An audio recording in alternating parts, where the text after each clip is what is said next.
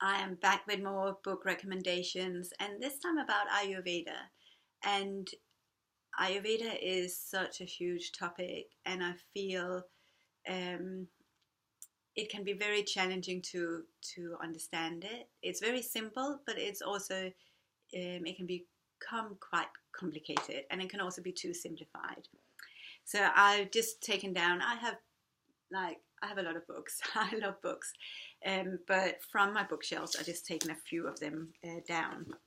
So I will share just a couple of the classics.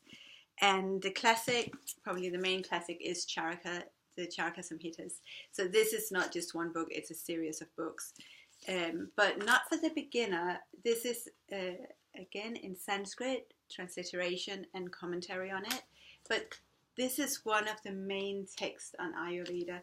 So it's something that you really want to study. Like we had to get it to have my training as that was a university degree. So we had to study these ones, and I think any serious study would have the classics in them.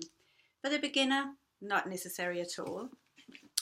So Sutra is another one of them, and again, there's several. It's not just one book; it's several books, and the Ashtanga Hridayam. So these three books, or three samhitas, these three texts, which together is a full bookshelf.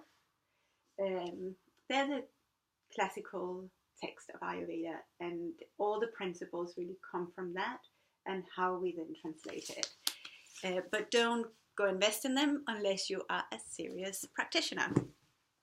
So kind of one step down from that, I think Vasant Lat's book, this book, is quite a good one for people who are very serious. It talks about all the principles of Ayurveda, and it's easy to read, it's easy to understand, but again, it's quite an in-depth book. So again, if you're serious but not enough to go ahead and read these kind of books. But Vasant Lat is Indian, is in America, so it's that kind of balance between the two, I guess. One woman I really like to read is Maya Tiwari. So this is a book, her journey into Ayurveda, and how she kind of got back into her traditional healing. So it's a bit like autobiography, but she also talks about Ayurveda as a whole practice, not just what's my dosha. It's how you really truly live your life. And I like Maya Tiwari's books on that, and she has cooking books as well. She has several. I have several of her books, and there are other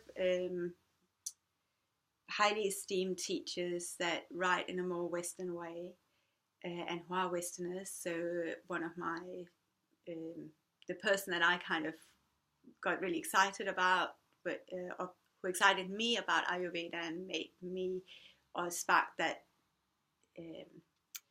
that light that I actually wanted to start to study it at a university degree level, was Robert Svoboda. So he's worth looking up. And he has a few books on Ayurveda, but also about his life when he was studying Ayurvedic medicine as an American in India. And I really like his approach to Ayurveda. And then Dr. Frawley, who is another Westerner who is highly esteemed in certain parts of India. And he writes some really interesting books. He has like 1 million books on Ayurveda.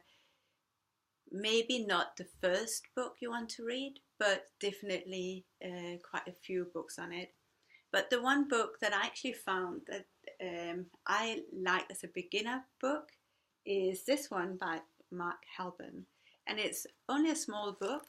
It's not very big, but I feel that he writes the principles of Ayurveda really, really simple, but not simplified, because some of the things, or some of the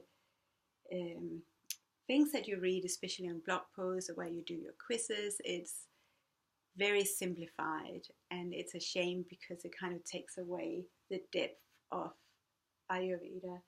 And I actually quite like this book to get a bit more in-depth knowledge about Ayurveda, but not. It's good. It's just a good beginner book, I think, and then you can play around with the other books.